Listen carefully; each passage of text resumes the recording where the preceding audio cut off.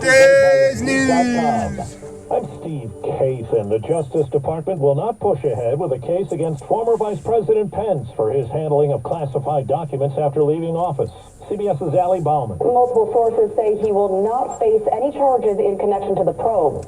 Multiple classified materials were found at Pence's home in Indiana earlier this year. The closure of the investigation comes just days ahead of the former vice president officially announcing his candidacy in the 2024 presidential election. Well, President Biden says the May jobs report is proof of a strong economy. The government says 339,000 jobs were created. Jobless rate rose to 3.7%. We'll hear from the president later today in a speech after Congress passed the budget bill to raise the debt ceiling. CBS's Natalie Brand. President Biden and House Speaker Kevin McCarthy brokered the deal, which cleared the Senate quickly despite a last-minute push to tack on various amendments. And the Biden-McCarthy deal is not conservative in any way, shape, or form. This isn't the piece of legislation I would have right, but at the same time, we can't risk defaulting on the full faith and credit of the United States.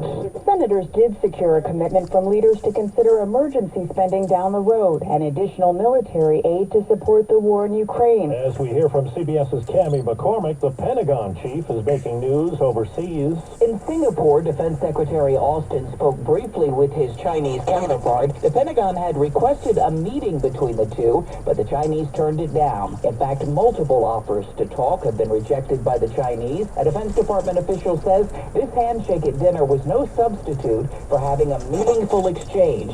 And the next time they see each other, it should be for a serious dialogue. China backs Russia in its war on Ukraine. The search for any survivors has now ended in Davenport, Iowa, where part of an apartment building collapsed. 3 people remain unaccounted for. Rick Halloran led the search task force. The search was completed before sundown last night, and that has allowed us to move to the next phase of our mission, securing the building for control and recovery. The judge overseeing the Disney suit against Florida Governor Ron DeSantis has recused himself because a relative owns Disney stock.